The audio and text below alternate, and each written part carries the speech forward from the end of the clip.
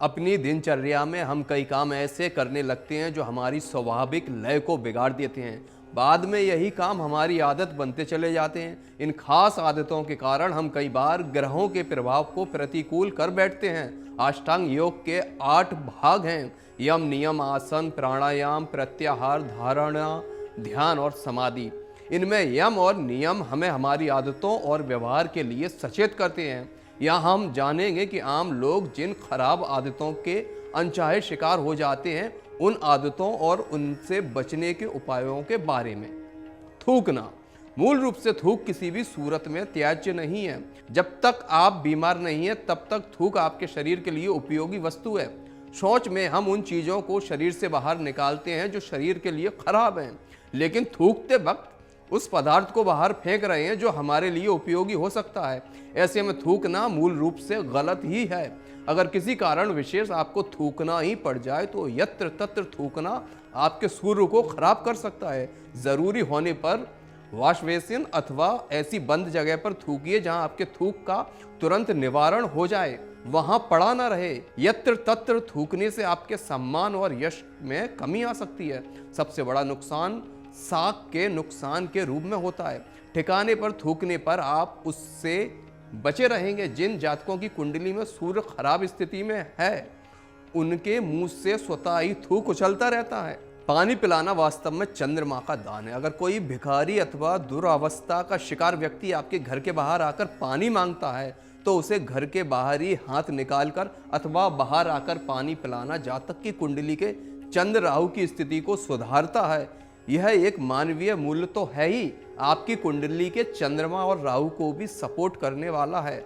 अवसाद, निदान नहीं हो सकने वाली बीमारियों और अचानक आने वाली समस्याओं के समाधान में ये उपयोगी उपचार है। रोजगार का संकट अथवा दीर्घकालीन चलने वाली घरेलू समस्याओं के मामले में पौधों को पानी देना आपके बुध, शुक्र और चंद्रमा का एकल उपचार है। सुबह शाम दोनों वक्त पौधों को बहुत अधिक नहीं बल्कि आवश्यकता अनुसार पानी देना और देखभाल करना समस्याओं का शीघ्रता से समाधान करता है और आगे बढ़ने के द्वार खोलता है। जो लोग नियमित रूप से पौधों की देखभाल करते हैं वे भविष्य की योजनाएं बेहतर ढंग से बना पाते हैं। घर में जूते चप्पल बिखेर कर रखना शनि को खराब करता है। जिन जातकों की कुंडली में चंद्रमा खराब हो रहा है अथवा शनि से प्रभावित हो या शनि चंद्रमा की युति हो, उनके घर में बिखरे हुए जूते चप्पल आसानी से दिखाई दे सकते हैं। अगर शनि के कारण हो रही अव्यवस्था से बचना चाहते हैं तो सबसे पहले अपने घर के जूते चप्पलों को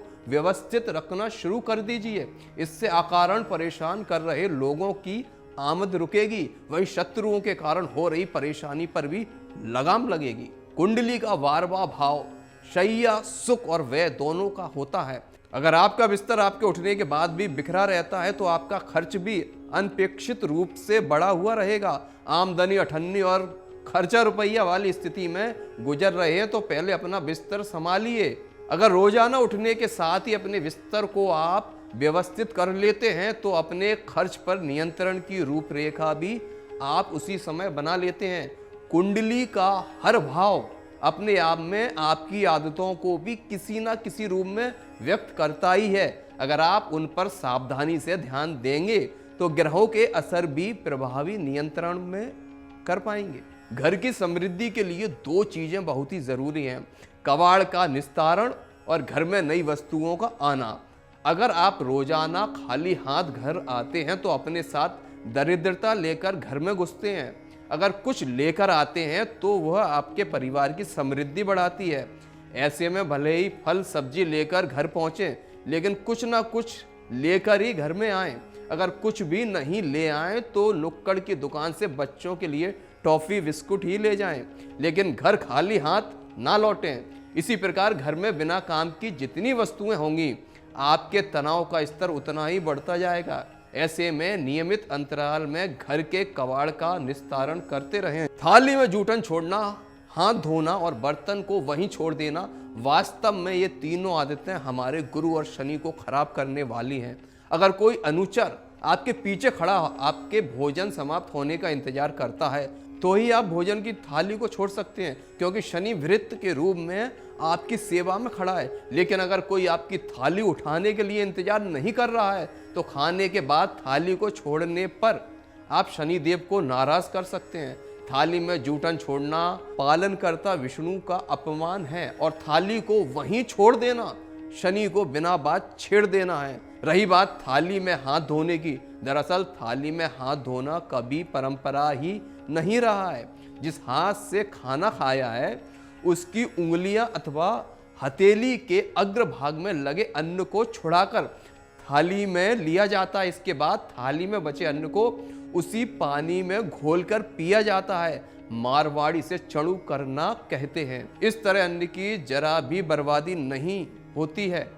कालांतर में इस परंपरा ने स्वरूप बदला और लोग थाली में ही हाथ धोने लगे, जो वस्तुतः अन्न और थाली दोनों का अपमान है। ऐसे लोगों का कमाया हुआ कभी पूरा नहीं पड़ता और कमाने में भी ढेरों दिक्कतें आती हैं। अगर आपको हमारा ये वीडियो पसंद आया हो तो हमारे चैनल जीवांजलि को सब्सक्राइब करें